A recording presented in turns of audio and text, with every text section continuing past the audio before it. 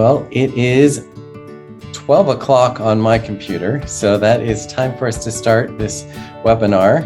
We're super excited to have everyone with us today. This is a webinar where we're going to be covering FDCPA's Regulation F. Just want to make sure everyone can see the slides okay. Hopefully thumbs up. I know we can't see you, but hopefully we're coming through clearly, and we hope that you can hear us as well. So just in starting this webinar today, we want to do a couple of disclaimers. Even though I do have a lawyer with me today, his name is Justin Murphy, we are not your lawyers and he is not your lawyer. So we do recommend that after getting this content that you do reach out to your legal counsel, consult with them on the steps that you'd like to take as an organization and make sure that those are strictly aligned. Also, as this is a webinar platform, if you do have questions for us, please do submit those via the chat feature that is at the bottom of your screen. It might be at the top as well. I'm not sure. Zoom works differently on certain computers. So we just wanted to hear from you. If you have questions along the way, we're happy to take those, and we will be addressing those at the end of this webinar. So during our time together, we can move up to the next slide here. These are some of the items that we are going to be covering. In today's presentation, we can do brief introductions. Then we're going to cover a history of the FDCPA. That's very important for us to be able to understand why we have the regulation that we have today, which we will then go into Regulation F. Also, we're going to address some key changes and how those are going to impact you as an organization and your relationship with your collection agencies and those vendors. We're also going to cover how to prepare for these changes, and then discuss a little bit of how your collection agency can actually help you. At the end, we will be, of course, doing any Q&A. And again, if you're joining us, because this is a webinar platform, we do encourage you to use the chat feature to send us any questions that you may have.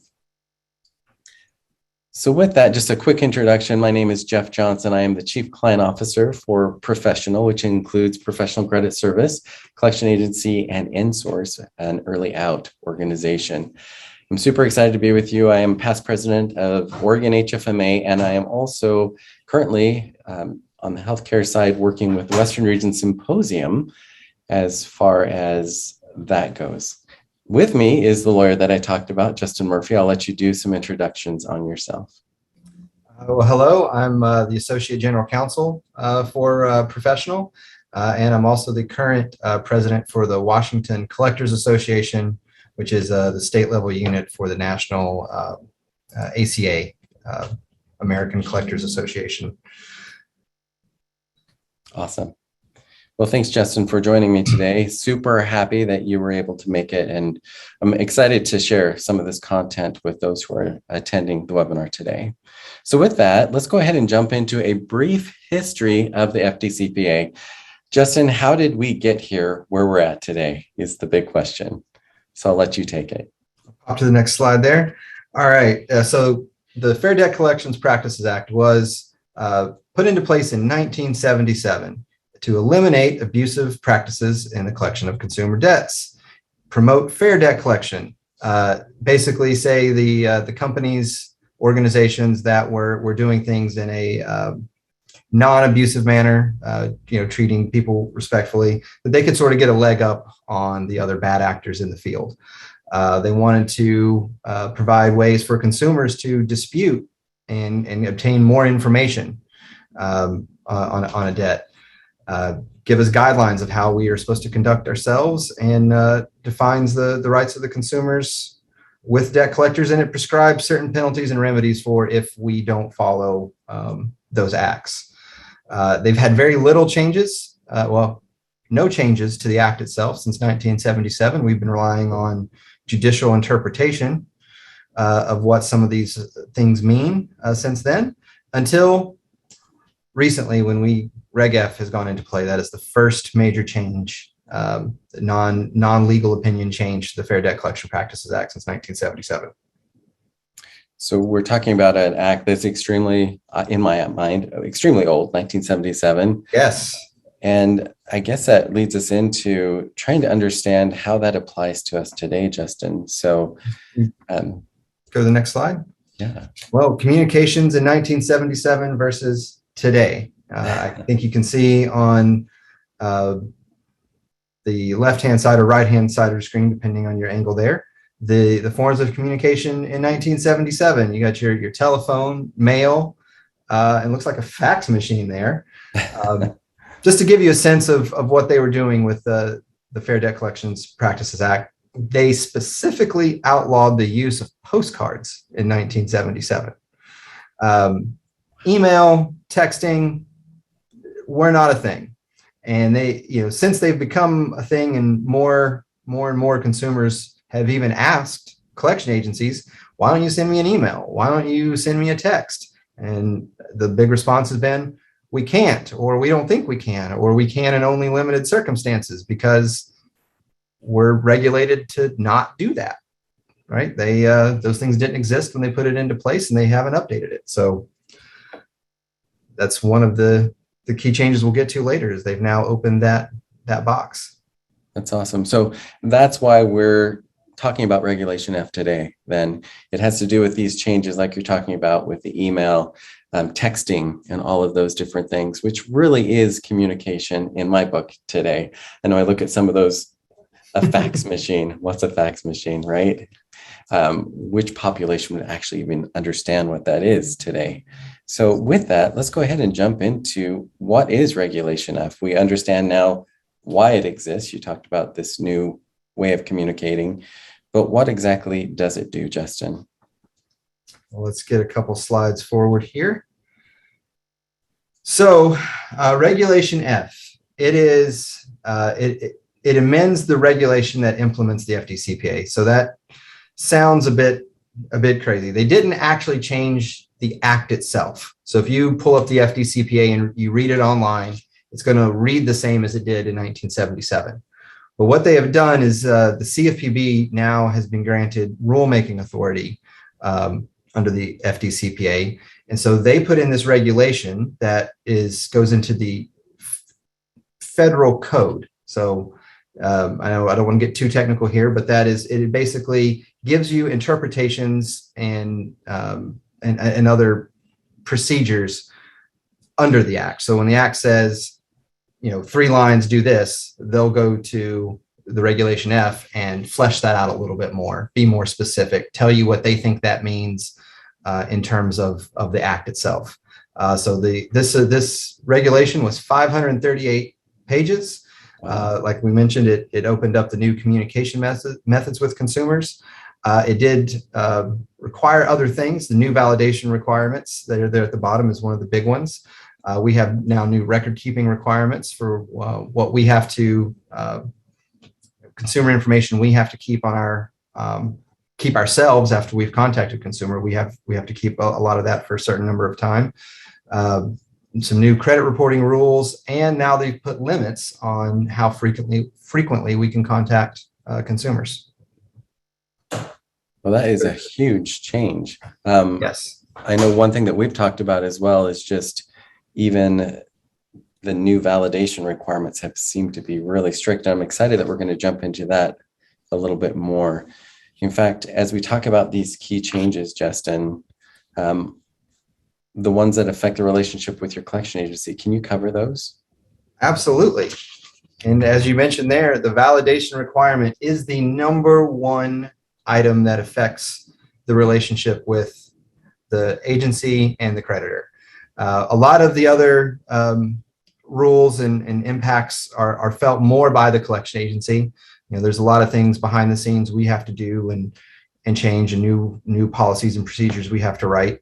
But what directly affects our relationship with you, this is the main one. So there's new requirements for what has to go out in a validation notice.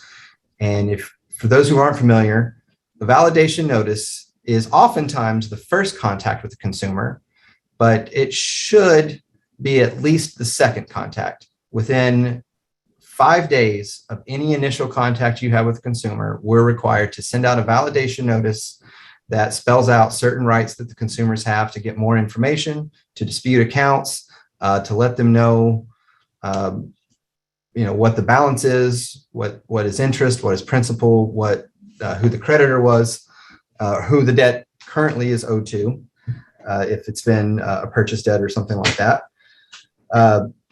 So oftentimes, we get an account and we'll just send that letter because that letter can be your first communication. And if you have a phone call or anything like that, then you have to send the letter 5 days after that. Now, for the new validation notices, they have this thing called an itemization date.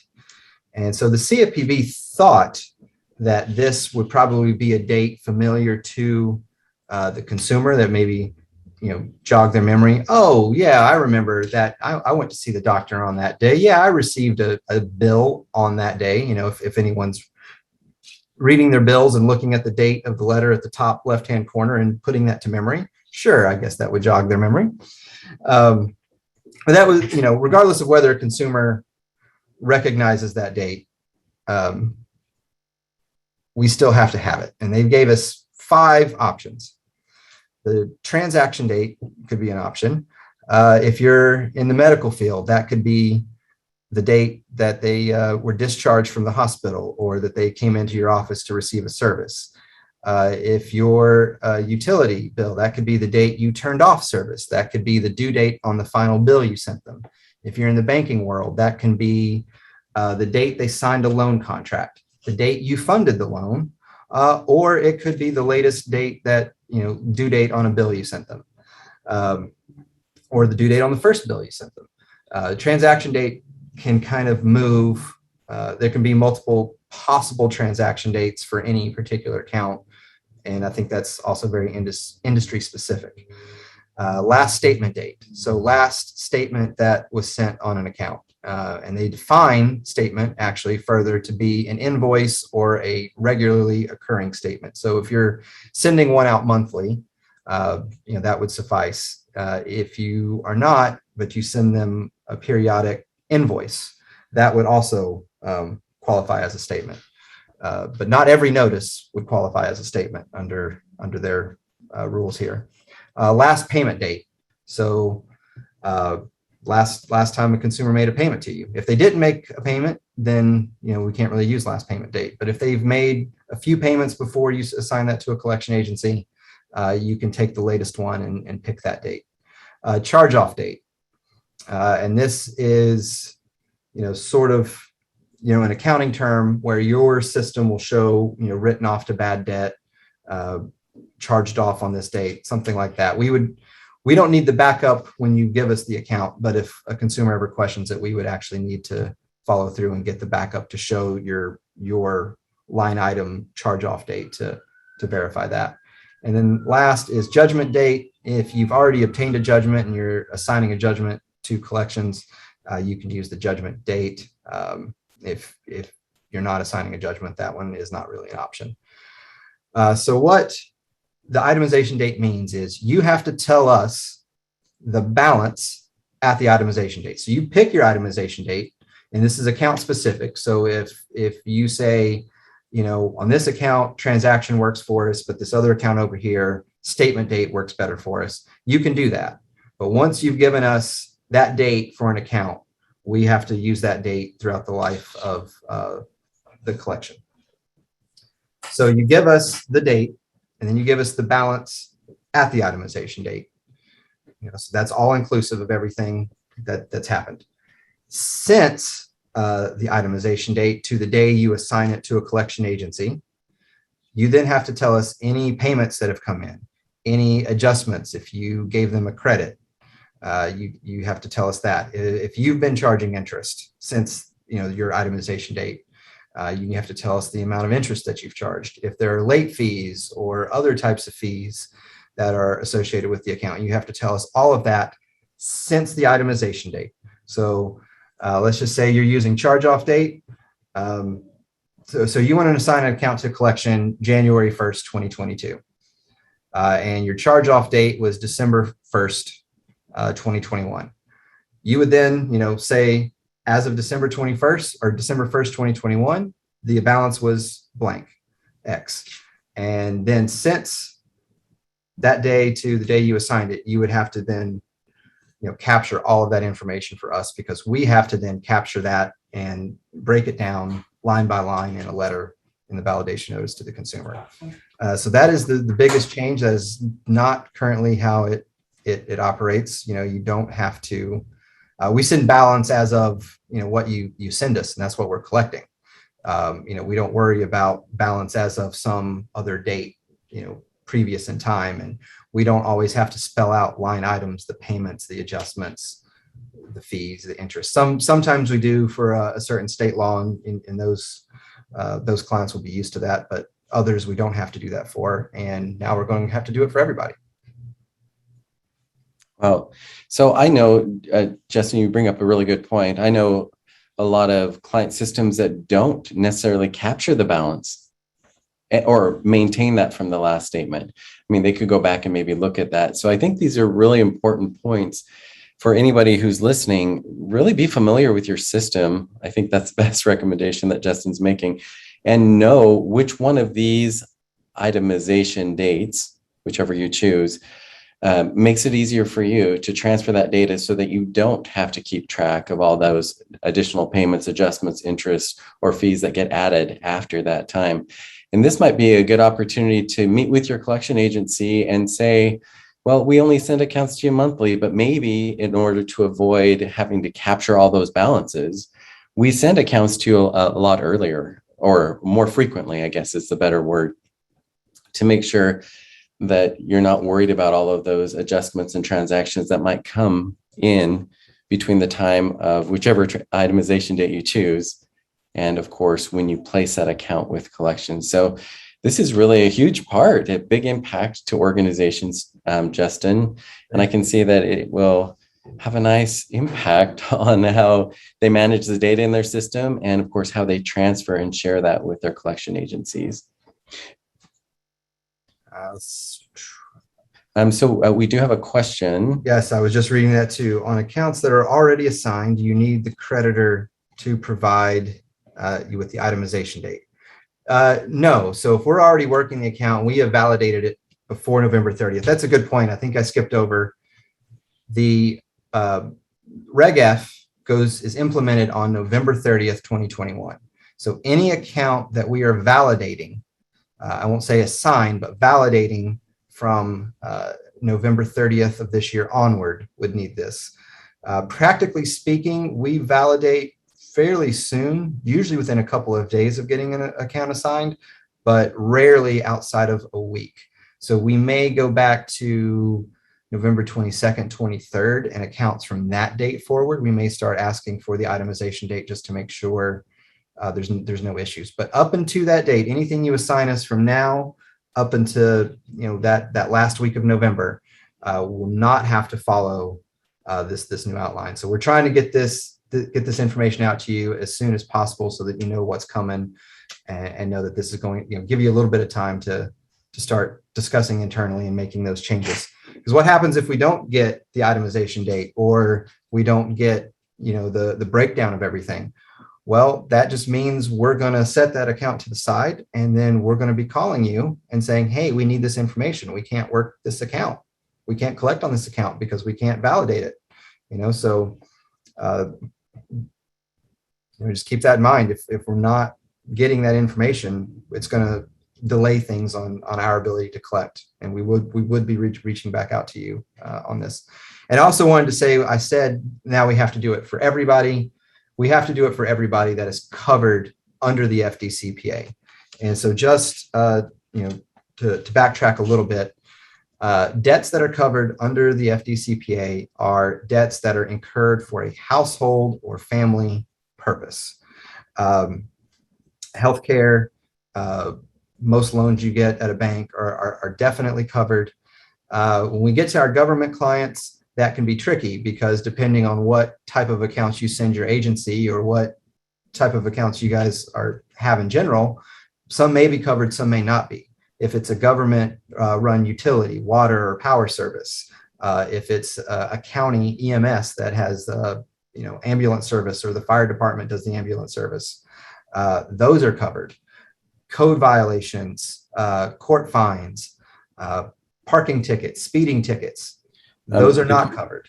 The question out there is cellular part of that, and cellular is considered now, Yes. because everyone has a mobile phone, it is considered a household use. So that was a great question, Michelle. Yes, yes, it is. Yeah, and courts have long considered cell service, for most of this century to be covered under the FDCPA. Well, Justin, thank you so much for breaking that down for everybody. And Reg F has more than just a validation impact. And so Justin's going to walk us through the other impacts of Regulation F. And the next one is actually on credit reporting. Yes. So go to the next slide there. So unless state law requires otherwise, we have to wait 14 days after communication before credit reporting. So we actually have to make contact with the consumer before we can credit report. And so what that means is no more debt parking. I don't know if any of you have ever heard that term before, but in the industry, that was a term given to if you couldn't find a consumer, since they incurred the debt with you, they've since moved, they changed their phone number, and we have not been able to locate that new address, that new phone number, and verify where they are. You could put that debt on a credit report, and then hopefully that would, make it to the consumer, and the consumer would then know they have this debt and know they need to reach out to you and things like that. Well, we can't do that anymore. We have to make contact with the consumer. So if we send the validation letter and we've had no other contact, we have to wait 14 days after we mail it, probably more like 20 days after we mail it to give time for mailing to come through. But if we've not received a return mail within, say 3 weeks to account for mailing, then we can go ahead and credit report it. We can assume that's valid. It's kind of a quirk in the law that, hey, if you don't get a return mail within 14 days, but you get a return mail 25 days later, well, you're still fine. You can credit report that because you were presumed to be made contact within that 14-day period. I may be getting too technical there, but bottom line is, if we can't find the consumer, we can't credit report, and we can't credit report upon receiving an account. We actually have to wait until we've made contact, and then a certain period of time after that contact. Well, that's a big change, definitely, to the credit reporting feature.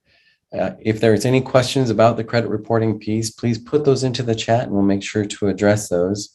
There's one other area that Reg F definitely impacts as well. So you have the validation piece that is really the biggest piece. That's huge. And getting, of course, that validation date identified in your system and everything that goes with that.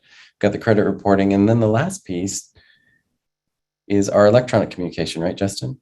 Yes, they have now opened it up to email and texting consumers. We can get direct permission if a consumer, if we talk to them, or they email us, go on our website, find an email, they can email us, we can email them back. If they find a way to text us or any agency, then you can text back. If you have been emailing with them and you want to send that email on to us, you are allowed to do that. However, they did put additional procedures around that. You would have to send out a notice 35 days before we could use the communication. So it could be 35 days before you send the account to collection. You could refer the account to collection, then send an email that same day because we have the validation period that we'd have to wait through, and then it'll only be a few days after that. But if you send out a notice that says, hey, we're sending this account because you haven't paid us to a collection agency, they're going to use this email address. You actually have to spell out the email address, unfortunately, that you've given us. They're gonna do that unless you opt out. And then if they opt out, you can, you have to track that and then let us know or let your agency know that they opted out, so that they don't send that communication. Similar process if there's if whoever you're using is not the first collection agency, you've sent it to another collection agency and they've emailed the consumer, then we can get the permission followed from that other collection agency, as long as they follow a similar procedure that they say, we're no longer working the account, it's going to go to this other collection agency. they're going to email you like we were, here's your opt-out. So it's actually probably going to make some agencies work better together, kind of funny competitors having to work together to. So Justin, there's a question that came through in the chat on this. It's from Callie. She asks, how do disputes affect this process, i.e. credit reporting, and can debtors dispute via email? Well, so I'll do the second part there. Can they dispute via email? That is probably agency specific. Under the rules, yes, they can. We're not required to provide an email dispute option. Some agencies will, some may not, but they are allowed to do that under the rule if the agency will accept it that way. How do disputes affect this process? Not actually much different than they currently do. If we get a dispute now within the validation period, we have to follow up with more information. That is going to stay the same. We have to credit report it with the dispute notation, just like we do now. So I don't think the disputes themselves will disrupt the process any more than they already are. Okay. Looks like we've got another question that came through. Oh, it was a thank you. So good on that. I just wanted to make a point on this impacting of the email and electronic communication and just how impactful this can be. If you're listening in, I'm sure you know that there's different generations and different generations like to communicate in certain forms. And I know the younger generation really appreciates email, text, and all of those things. If I were to give my younger children a letter, they actually don't know what to do with it. They think it's kind of cool playing around with paper, right? So this becomes a really key point. If you're already gathering that email, as Justin said, and if you are gathering those text messages and things like that, and then you're sharing that with your collection agency, this is that additional step that you need to take, which is to make sure that you give them an opt-out and a notification that you're going to be sharing it specifically for collections. And that is a big change, but one that's really important that you do, just because that email drives that behavior to pay eventually. And that's just the way they like to communicate. It looks like we have another question. Yes. So if the customer is with the service, that service has to communicate 35 days before we send them over to PCS. No, not necessarily. So the rules about that is you have to send it 35 days before we can use the email, and you have to have emailed that consumer about the account previously, and they will let the opt-out email notice be considered emailing the consumer about that account. I should specify about that account, because if for some reason, if one person has 2 or 3 different accounts with you and you're emailing them, you have to email them email them for each account, right? You can't just send one general email for all 3 accounts. That would not suffice. So the way the CFPB has looked at it as they wanted the email to come from the creditor. But it does not have to be 35 days before you turn the account over to a collection agency or list it or place it with a collection agency. It's just 35 days before we can use it. So if you don't send it 35 days before you're sending it to collections, you may not even know 35 days before it's going to collection that you're going to send it to collections.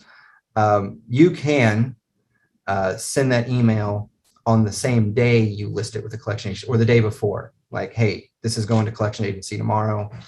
They're going to email you. So and we're okay with that because the validation period runs 30 days. We got to give it 3 to 5 days for mailing, and you factor all that in, we're right there at the 35 days. So about the time we're ready to have a second communication with that consumer, we would then have permission. Beyond that, once you've turned it over to us, I understand that most creditors kind of are washing their hands with it a little bit, letting the collection agency do most of the work. And so we may be the ones in a better position to grab that email if you haven't already sent that notice out by the time we're a month into the collection process. But that being said, there is nothing that says,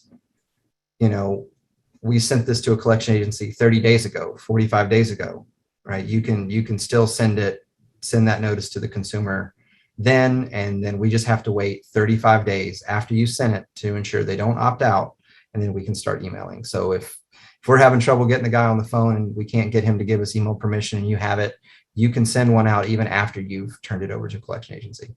But that's where the interaction with the agency becomes all the more important.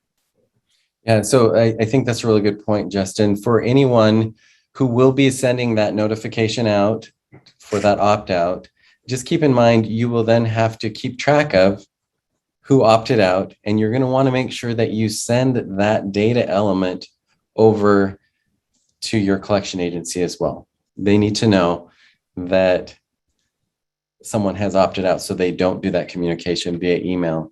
Now, there was another question up there from Michelle. She said, who sends it out? Can you guys send it out, or can... It needs to technically be from the creditor.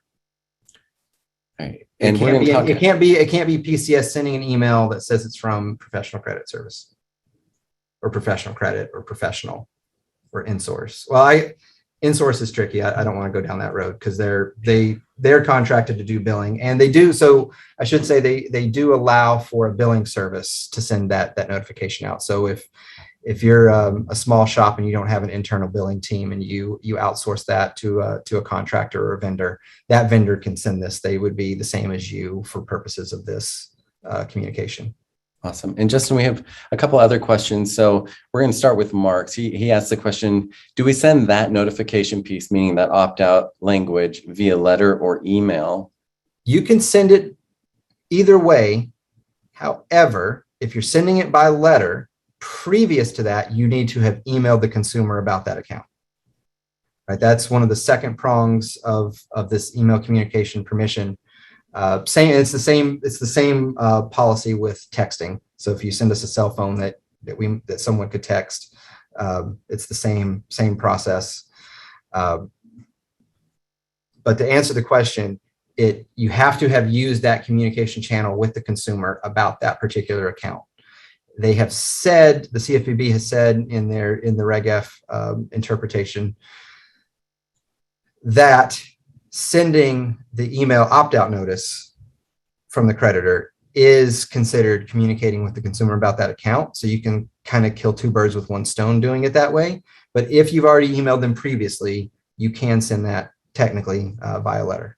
So it sounds like best practice, Justin, would probably be to email that communication just so that you're actually emailing that address and securing that you've used it at the same time to give them the opt-out. I know that you're not a lawyer for them, but it seems to me like that would be a best practice. Well, yes. I mean, if we, I'm looking here at the next question. Does the agency need a copy of the email or text for proof of dates for compliance? I mean, that's not required. We don't have to have that. It's probably helpful to know so that, we can help track the dates. You probably could tell us we emailed them on this date, but we don't necessarily need to see the email itself. But keep in mind, if you don't follow that procedure, or if you get an opt-out and forget to tell us, it's us on the line. We then email that consumer and we can get a lawsuit, which doesn't really affect you directly, but majority of the time that we are sued on account, that suit then becomes uncollectible.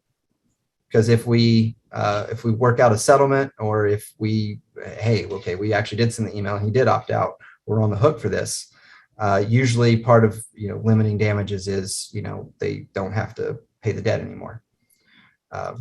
Yeah. So a couple of other questions that have come in, and I promise, Robin, we'll get to yours here in just one second. But following up on the email thing, Mark asked the following question. So if we've never made contact with the debtor via that email, are you, Professional Credit, barred from doing so? No, we are barred from you providing us the email address and then sending the email. But if we contact the consumer ourselves, ask him for his email address, and he gives it to us and gives us permission to use it, we can still use it.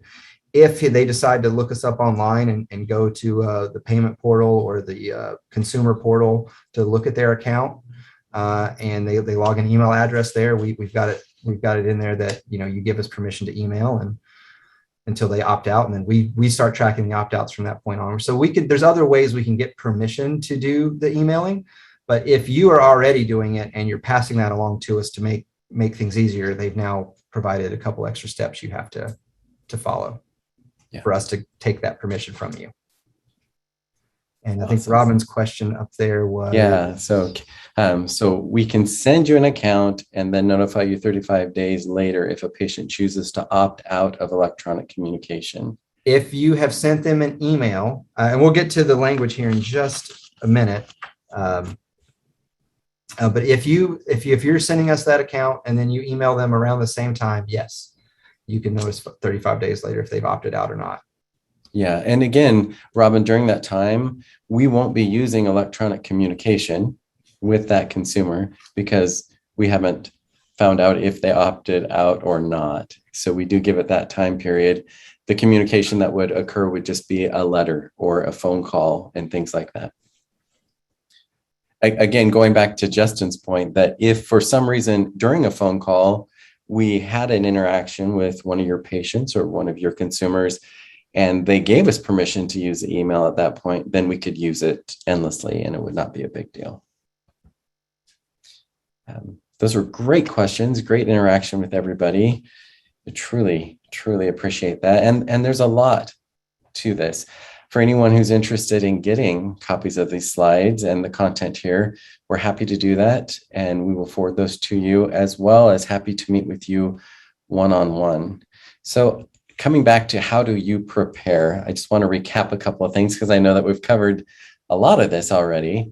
But just in our preparation, I think number one is take a deep breath, right? I think number one, just relax. This is a little crazy. It's a little different, but it's not undoable. I mean, we can definitely accomplish this together. So going back to just our responsibility, we want to determine what you want to use as your itemization date. That's going to be so important. Which one works best for you? Again, looking at your system, does it make sense to use the charge off, or is it really the date that you sent that letter out? Discuss that internally and make that best decision. Make sure that your itemization date choice is included in the files you send to your collection agency. That's the other piece, making sure that gets updated. And that includes that opt-in and opt-out information. And then last, depending on that itemization choice, you may need to include just additional transaction data, and just be aware that meeting with your agency, you'll be able to talk through those points and make some decisions together. Some additional, if you do provide that email address, just a recap of what Justin said. Do you want to go over that, Justin? Yes. So 35 days, we say prior to placing, it doesn't have to be that rigid. Yeah. 35 days before we can use that email address, you must send the notice with language. He says with the suggested language from the CFPB on the next slide. We'll show you what the CFPB has put out as model language. It doesn't have to follow that rigidly, but there are certain items that must be contained in that notice, which we'll go over. But 35 days before that, you need to send out a notice saying, look, this is with a collection agency. You're going to a collection agency. They're going to email you at this email address. If you want to opt out, here's how you do it. And then you have to track those opt-outs. And if there are any, you need to provide that to your agency. Awesome. Tanya sent a quick note just asking how she could get a copy of the slides. If you'll email us, and we will put that information up here in just a little bit, we will get that information out to you. Also, if you already have a contact here at Professional Credit, you can reach out to any of your contacts, your sales representatives or your account managers, and they'll be able to forward a copy of the slides to you as well. So that contact information will show up, Tanya, at the end, or the last slide that we're going to share today. So I think the next slide is the suggested language. Yeah, just one thing I wanted to point out, and that is how to prepare. I know we're talking a lot about these email addresses, but our research really does show that recovery doesn't just increase, but it accelerates when email addresses are provided in the placement file. We understand that that is, of course, an additional step of if you send it out, then you're going to have to let us know. But the result is a better recovery rate for you and getting those accounts resolved with your patients or your consumers. So it is an important step, and just wanted to touch on how that does impact overall recoveries. So as Justin said, we're going to move on to the suggested language. It's always fun to see what all of the lawyers and everyone comes up with as far as the requirements, but here they are. So it's very similar. These written notices or electronic notices. Please be advised that we have not received payment on your account. As such, we are transferring your account to blank. We are providing them, with your collection agency with the following email address. They may use this email address to communicate with you about the account. If others have access to this email address, then it's possible they may see the emails. If you would like to opt out of communications, it says please fill out the enclosed form. There is no set requirement that you develop a form and put that in there with a return envelope as the way to opt out, but you do have to provide them a method to opt out and clearly communicate that. So this was, and I won't reread the electronic notice because it's practically the same. It's just here, send an email to for the opt out portion. The CFPB says this is their suggested language. It is not required, but what is required are that you have to inform the consumer, one, that the debt has been or will be transferred to a debt collector. The email address, you have to recap their email address and the fact that the debt collector might use that email address. You have to put in the piece about if others have access to this email address, they may see the emails. You have to inform them of that. And instructions for a reasonable and simple method by which they can opt out of such communications. And then the date by which the debt collector must receive the request to opt out, which must be at least 35 days after the notice is sent. So I guess there's nothing preventing you from sending it out 60 days or 45 days before you're sending it to a collection agency. But we like to just calculate the 35 days from the day you're sending it and put that in there. So I think that goes back to one of the questions that was asked before. Can I send this out via email? My understanding, Justin, when I spoke with you, is that it can just really be if it can be that electronic notice right there. Just that, grab that. You don't have to have all the additional information. You can just send that over to the consumer. And that would be, of course, providing them a means to opt out some way, some link to opt out. And that would satisfy the requirement. Is that a correct understanding?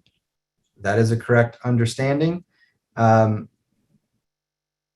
you may be able to work with, someone, a collection agency, on finding a way to get an email address back to you that maybe you give access to the collection agency and they can help track the opt-outs, something to that effect. But then, those are discussions you can have with your agency to, what can they do to help alleviate some of this burden, since, it's a shared burden. We're on the hook for violations of it, from the compliance standpoint, but it does affect our ability. And like Jeff said, our research shows that not only do we get increased recovery, we get faster recovery when we have these pieces of information. So another question. Do we need to provide a link? Yeah. You don't have to provide a link. You can provide an email address. You can provide a link, though. You can provide an opt-out link. Please click here to opt out by this date. Yes, that is very acceptable, but a link is not required. It just has to be a reasonable and simple method that is clearly communicated. So they could simply just say, please respond to this to opt out. Yes, but you need to tell them how. Do they have to call? Do they have to, can they send an email, right? So if you're going to take them by phone, call this number, put your phone number down there. If you're going to have an email address to track opt-outs, you need to say, email this address to opt out by so-and-so date. So yeah, the the unsubscribe, opt out type button links are acceptable, but they're not required. Yeah. Kelly made a comment, class actions are bad for everyone. Such a true statement. And of course, that's why we're talking about this now. We just want to make sure everyone's in alignment so that we understand the steps that we need to take. Another question just came in, Justin. Do you have, this is playing for you. Oh yeah, do you have data you can share about improved collections when using email addresses? We do not regularly collect those from patients or family members at admission, so it would require changes and buy-in throughout the agency. I just want you to know, Jason, we do. We actually have some great study and data showing the impact of an email and the improved collection. So we will make sure that we get that to you. I'm making a note right now. And anybody else that would like that, let us know, because we will get that information out. And I did want to be clear, if you don't capture the email currently, it's going to take you a while to get that up to speed. A consumer refuses to give you an email for whatever reason. You don't want to go through the process of that additional step to do the opt-out before providing us with the email address. We will still phone, make calls, send letters, try to work your accounts through all the other available mechanisms. So just so that we're clear, the email notices are optional. We definitely think it provides a lot of value and would be in favor of you doing that. But I just want to be clear that the one mandatory thing we've talked about today was the itemization date and the breakdown and what you have to capture post itemization date to send to a collection agency. That is mandatory. We cannot collect accounts that don't have that information. Awesome. And Miguel and Tanya, I do have that, your names as well. So we'll get that case study to you. So just continuing on here, it looks like oh, perfect. Yeah, I think we're ready to. And Anna, we're capturing all these as we go along. So we will make sure that we get those out. So just how can your collection agency help? And this is an important step because this is a collaboration at the end of the day. And there are many things that you can do as you reach out to your agency. You'll be surprised at the solutions that you're able to come up with together. So again, together, you'll be able to choose that itemization date that is the best choice for your organization and also based on the file that you're sending over. I think the collaborative approach is the most important thing here in crafting and delivering that communication out. So whether it be you or maybe some other solution that's creative that you come up with, those solutions are out there and there are ways to make this work. Remember, review that new contact information, the guidelines and limitations that are out there. You want to make sure that you're providing everything and your agencies will know what they can accept and what they can't.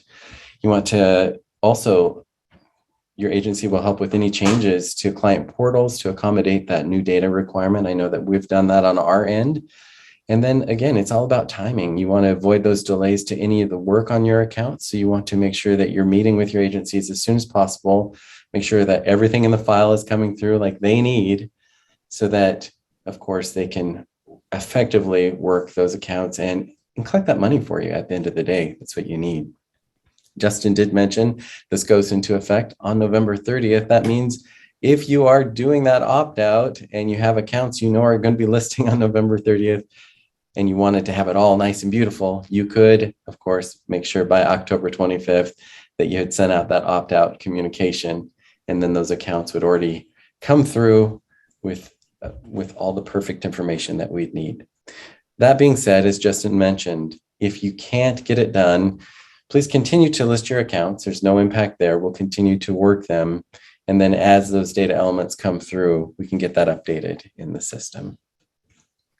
Yes, I think this will be an ongoing collaboration with a brand new regulation, that's taken effect here in a little over a month. That is the first really big change in 45 years to the FDCPA. There will definitely be some growing pains, I think, for everybody involved.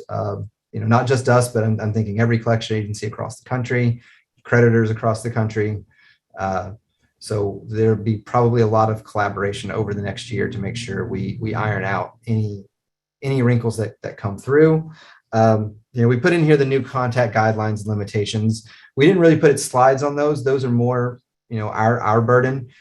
We can't have more than one conversation, a telephone conversation in a week with a consumer unless they specifically authorize additional. So if we call them and we talk to them for a few minutes and they don't give us permission to call them back or ask us to call them back within the next 7 days, we got to wait 7 days before we can call them again.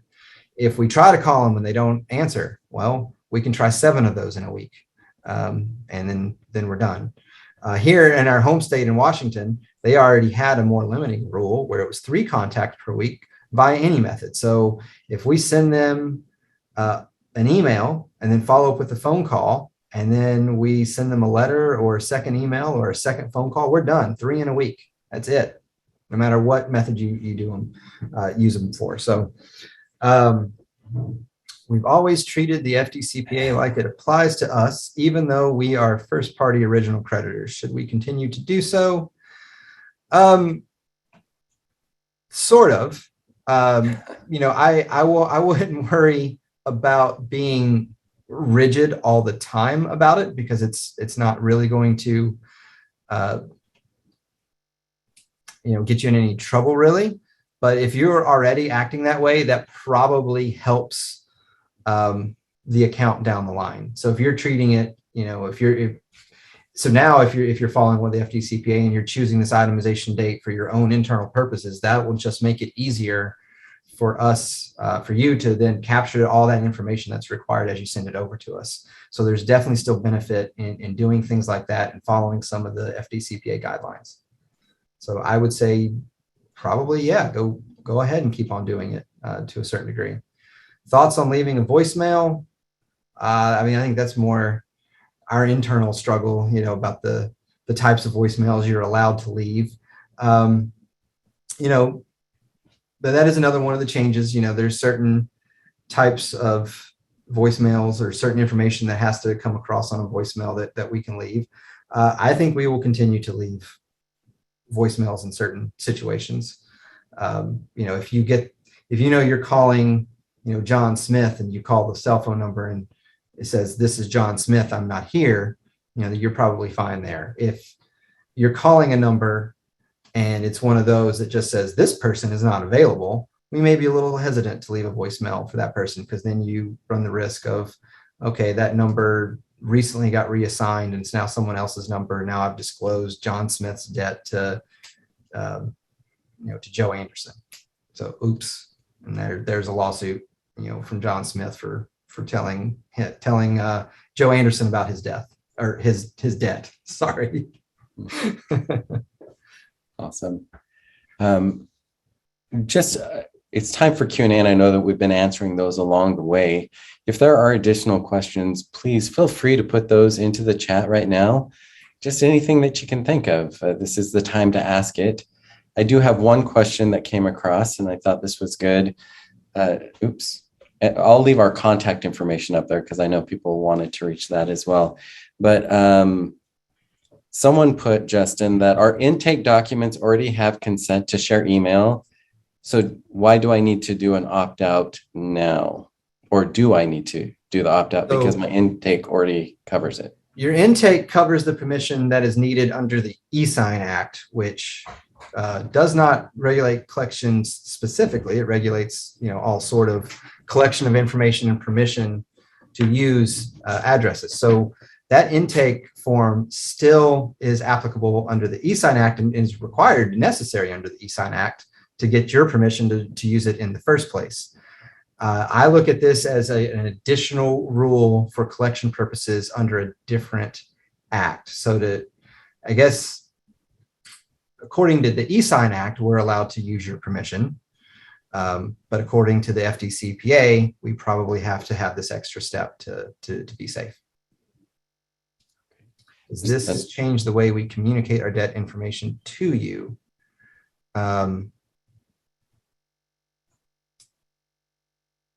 Yes, you read a court opinion that sharing info electronically may be a problem. I'd be happy to talk to you about that court opinion specifically, unless you know the name of that here. I might be familiar with the case. Um, there's been an issue about collection agencies sharing information with vendors electronically or in other methods. There was a case back in April out of Florida on that. And they're actually appealing that. So they want to get too technical. It was the 11th Circuit, which covers Alabama, Georgia, Florida. They said that sending your information to a letter vendor, so a collection agency that sent it to a vendor who prepares the letters and then mails those to the consumers on the collection agency's behalf, was violating the FDCPA by making a third-party disclosure. They said that vendor was a third party, and now we're disclosing that without the consumer's permission. That was a very technical case, the way it was presented, the way it was argued. There were certain issues and arguments that weren't made that could change a court's opinion on that. Also, there's an appeal going on. We're waiting on the 11th Circuit to come back with not just a panel of 3 judges, but the entire 19 judge panel to hear the case and let more judges weigh in to see how that goes. And we've also been finding a lot of courts dismissing these Hunstein style copycat cases on the fact that there's been no damage or no harm to the consumer. But that again is probably very regional. It's circuit specific on what case you're in. But as far as the creditor sending that to a collection agency via email, no, that is not. You are not covered by that same third-party disclosure under the FDCPA directly. And that's where that liability was found, from the collection agency making the third-party disclosure. You're disclosing it to someone who's trying to collect money on your behalf, and there's no restriction on that from the first-party sense. So there may be restrictions on us sharing it with other vendors, but not on you sharing it with your collection agency. Awesome. Thanks. Now, Jill had also asked a question. Can you see that? Can we add it by providing your email cell number used for? Are you talking about the email opt-out notice? I'm guessing. I don't know that there is any restriction of you saying opt out by sending an email opt-out notice to so-and-so, a professional credit, or if whatever agency you use, if they are willing to set up an email to track that. Again, that's collaboration with your agency. You'd have to work out an agreement for them to have that email to do that. So she just meant actually at the start, like when people come to see them, if they add that in, would it cover the opt-out? So the CFPB is wanting like a final opt-out chance for a consumer before collection agencies start using it. That's probably a gray area right now. I think strict reading of the CFPB's rules is no, that's not really their intent. But a court could say no, that's not accurate, and you can do it from the start. But right now, I'm not reading it that way. It doesn't read that way to me when I read the regulation.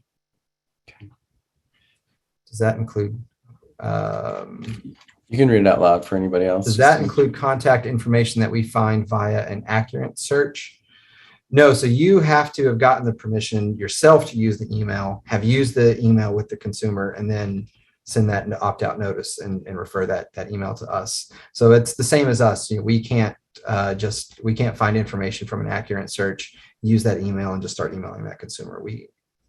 That would not be acceptable. Okay. These are great questions, great interaction from everyone. Again, if you have additional questions for us, our contact information is up on the screen. Feel free to copy that down. We do have a list of everyone who's attended. We will go ahead and just send a copy of this presentation to everyone. And I did make note of those who wanted to see the case study as well. So we'll probably just include both the case study and that, and get that out to everyone in your inboxes. So please watch for that. And just in case, check your spam. We never know when our emails are going to be accepted by your server or not, but we will definitely get that out and try to get that out today. So with that, if there aren't additional questions, we're right at the hour. We appreciate everyone joining us so much on this journey through Regulation F, and we wish us all success in this endeavor. Justin, thank you for your insights on everything and for joining today. And may the force be with us all, right? I think at the end of it.